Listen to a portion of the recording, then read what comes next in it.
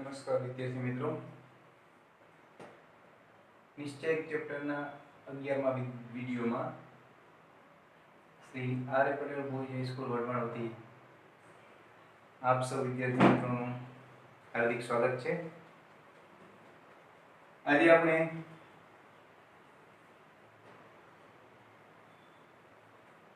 ત્રણ ત્રિચલ સુરેખ સમીકરણ કે બે દ્વિચલ સુરેખ સમીકરણનો ઉકેલ શ્રેણિકની મદદથી કઈ રીતે મળે તેના વિશે અભ્યાસ કરીશું। તો સૌપ્રથમ ત્રણ ત્રિચલ સમીકરણ મેં અહીં લખેલા છે। સમીકરણને સુસંગત ક્યારે કહેવાય? જો આ સમીકરણનો ઉકેલ મળે તો આ સમીકરણોને સુસંગત સમીકરણ કહે છે। અન્યથા ઉકેલ ન મળે તેવા કેસમાં આ સમીકરણોને અસંગત સમીકરણો કહે છે। સમીકરણ સુસંગત હોવાની શરત શું હોઈ શકે એ પણ વાત કરીશું, પણ સૌપ્રથમ એક પ્રાથમિક શરત તમને વાત કરીએ તો જેટલા ચલ હોય તેટલા સમીકરણ હોવા જોઈએ। એટલે કે અહીંયા ત્રણ ચલ છે તો ત્રણ સમીકરણની જરૂર પડે તો જ ઉકેલ મળે, નહીંતર ઉકેલ મળે નહીં। તો ત્રણ સમીકરણ તમને આપેલ છે। આ સમીકરણને શ્રેણિક સ્વરૂપે કઈ રીતે લખાય તો હું અહીંયા લખું છું વિદ્યાર્થી મિત્રો।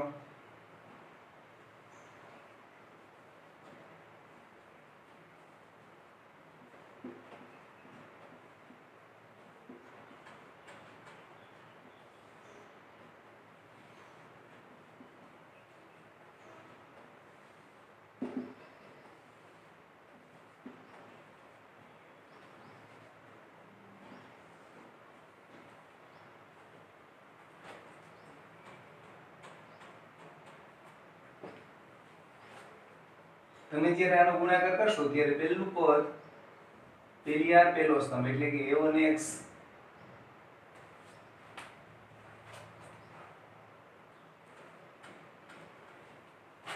b1y અને c1z મળશે અને બંને શ્રેણિકના ઘટકોને સરખાવશું તો એના બરાબર d1 થશે એટલે કે પહેલું સમીકરણ તમને મળશે। એ જ રીતે બીજી હારને પહેલા સ્તંભમાં મૂકવાથી a2x b2y c2z મળશે અને તેને સામેના શ્રેણિક સાથે સરખાવવાથી d2 થશે। એટલે કે આપેલા સમીકરણને શ્રેણિક સ્વરૂપે આ રીતે લખી શકાય। હું આના બરાબર એ ધારું a પ્રથમ શ્રેણિક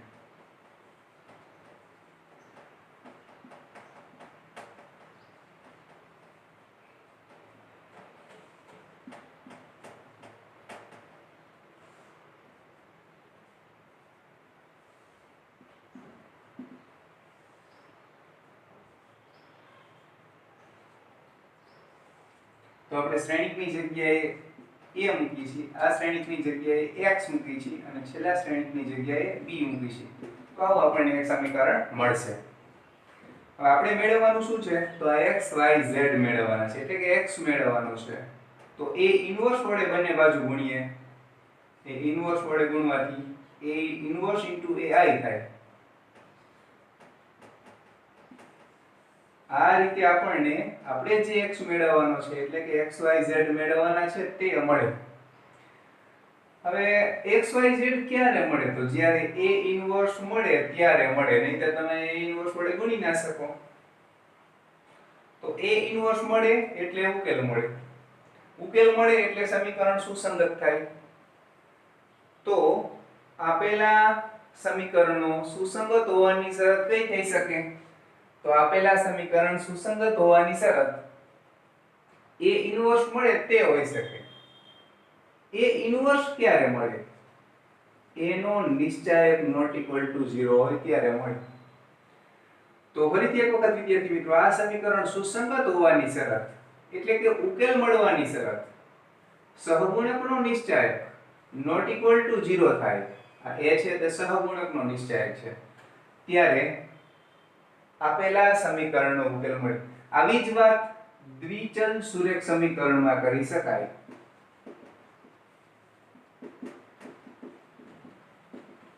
આનો ઉકેલ મળે તેની શરત શું હોઈ શકે? a1 હું ડાયરેક્ટ સહગુણકનો નિશ્ચાયક લખું છું અને આ નિશ્ચાયક નોટ ઇક્વલ ટુ 0 થાય તો આ સમીકરણનો ઉકેલ મળે એટલે કે સુસંગત છે.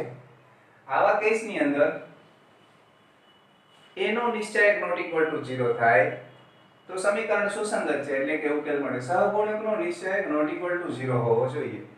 નોટ ઇક્વલ ટુ 0 શા માટે? તો ફરીથી a ઇન્વર્સ ની વ્યાખ્યા યાદ કરાવું તમને, સૂત્ર યાદ કરાવું. 1/a નો નિશ્ચાયક, હવે આ છેદ આપણે જાણી છીએ 0 હોય તો શક્ય નથી એટલે a નોટ ઇક્વલ ટુ 0 છે.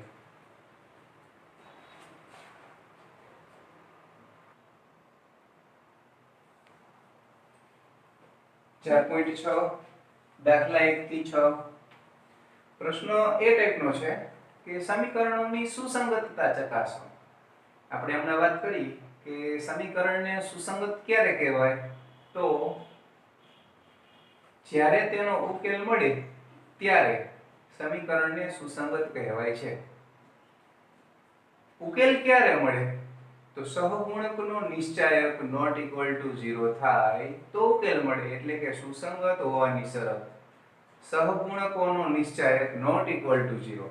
હું તમને વાત કરતો હોય ટૂંકમાં વાત કરું તો 1 2 2 3 નો જે નિશ્ચાયક આવે એનું મૂલ્ય જો 0 ન થતું હોય તો આ સમીકરણો સુસંગત છે. પણ આપણે થોડું વ્યવસ્થિત લખવા માટે આપણે શું લખી આ સમીકરણને શ્રેણિક સ્વરૂપે લખતા.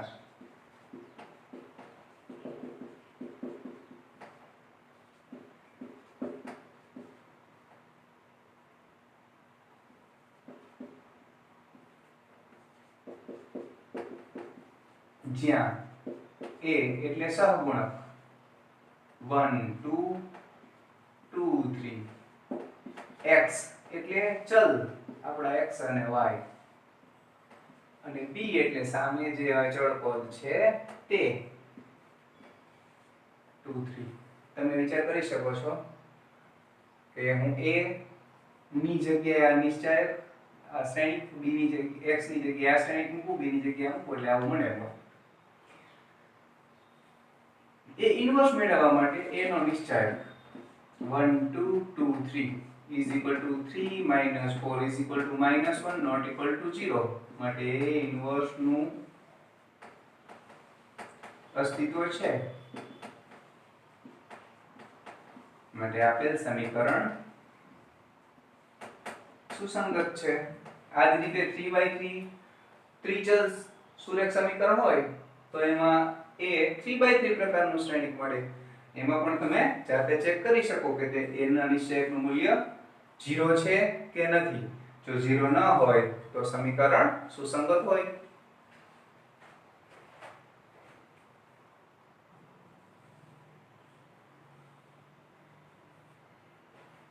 આગળનો પ્રશ્ન, ત્રણ ત્રિચલ સમીકરણનો ઉકેલ મેળવો. શ્રેણિકની રીતે મેળવવાનો છે. અગાઉ લોકની મદદથી તમે ધોરણ 10 માં શીખી ગયા છો. શ્રેણિકની મદદથી મેળવવા માટે આપેલ સમીકરણને શ્રેણિક સ્વરૂપે લખતા.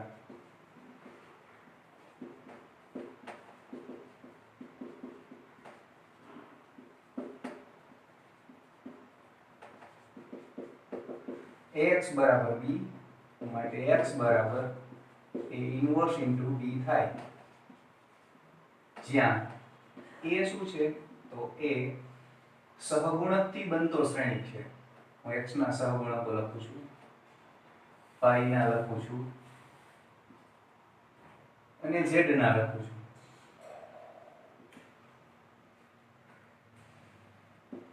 x છે તે ચલ છે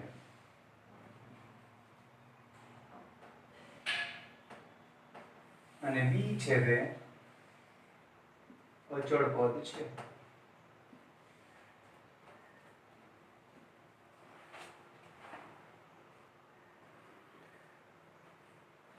સૌપ્રથમ આપણે a ઇન્વર્સ ની જરૂર છે એટલે એનો નિશ્ચાયક મેળવશું. એનો નિશ્ચાયક આમ પણ મેળવવો પડશે. જો એનો નિશ્ચાયક 0 આવે તો આપણે સીધા જ કહી દઈશું કે આપેલ સમીકરણો સુસંગત નથી.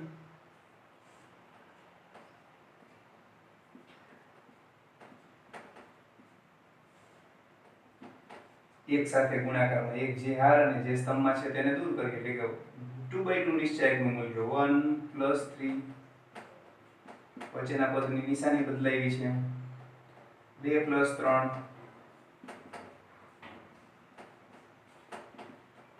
4 + 5 + 1 એટલે કે 10 મળે છે. નોટ ઇક્વલ ટુ 0 માટે એ ઇન્વર્સ નું અસ્તિત્વ છે.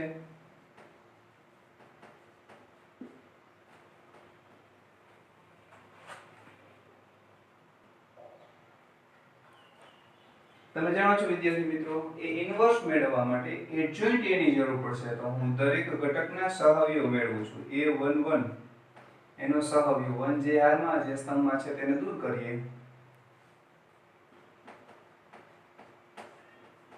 એટલે કે મને મળે છે 1 + 3 = 4. a12 આગળ એક માઈનસ આવશે.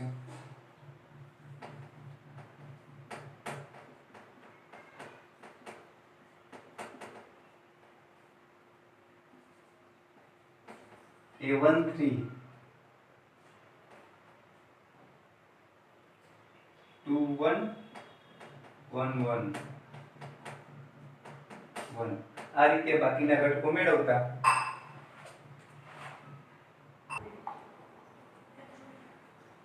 a21 કઈ રીતે મેળવેલ છે? તો બીજી હાર પેલો સ્તંભ જે હારમાં જે સ્તંભમાં છે તેને દૂર કર્યો છે અને મેળવેલ છે. તમે જાણો છો આ જગ્યાએ સહઅવયવ મેળવવા માટે ઉપરી સાઈડની આગળ માઈનસ કેમ લખવું પડે છે તે જાણો છો. a22 આ ઘટક જે હારમાં અને જે સ્તંભમાં છે તેને દૂર કરેલ છે 1 1 1 1 એ રીતે મેળવેલ છે. એ જ રીતે a23 આ ઘટક જે હારમાં અને જે સ્તંભમાં દૂર કરેલ છે તેને દૂર કરી મેળવેલ છે. અને માઈનસ કેમ મૂકેલ છે તે પણ તમે જાણો છો. એ જ રીતે આ મેળવેલ છે. અને એડજોઇન્ટ એ માટે દરેક ઘટકના સ્થાને સહઅવયવ મૂકી એનો પરિવર્ત શ્રેણિક લેવાનો હોય છે. હારને સ્તંભમાં ફેરવવાની હોય છે. તો એડજોઇન્ટ એ આ રીતે મળે છે. એ ઇન્વર્સ નું સૂત્ર 1/(a) એડજોઇન્ટ એ તો = 1/10 અને એડજોઇન્ટ એ આપણે અહીંયા મેળવેલ છે તે. તો આ રીતે એ ઇન્વર્સ મળે છે. આ કિંમત 1 માં મૂકતા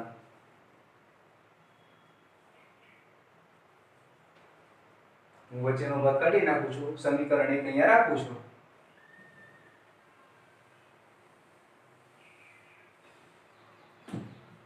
x બરાબર a ઇન્વર્સ 1/10 4 - 51 202 253 b હમણાં આપણે લખેલ હતો તે 402. સૌપ્રથમ આ બંનેનો શ્રેણી ગુણાકાર કરીશું. આ 3/3 પ્રકારનો છે, આ 3/1 પ્રકારનો છે એટલે જવાબ 3/1 એટલે કે આ ટાઈપનો મળશે. 3/1 જેની અંદર 3 હાર હોય અને એક જ સ્તંભ હોય આ ટાઈપનો.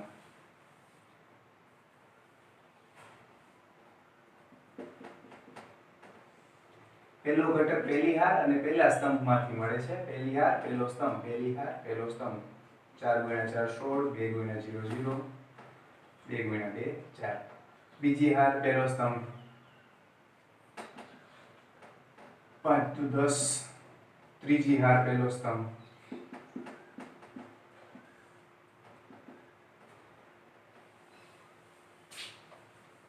એટલે ફાઇનલી 1/10 20 - 10 10. x એટલે આપણે જાણીએ છીએ x y z.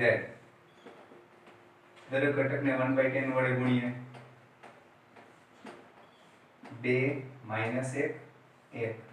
સરખાવતા x બરાબર 2, y બરાબર -1 અને z બરાબર 1 મળે છે, જે આપણા ત્રિચલ સુરેખ સમીકરણનો ઉકેલ છે. આ રીતે તમે 2/2 ના દાખલા પણ ગણી શકો છો.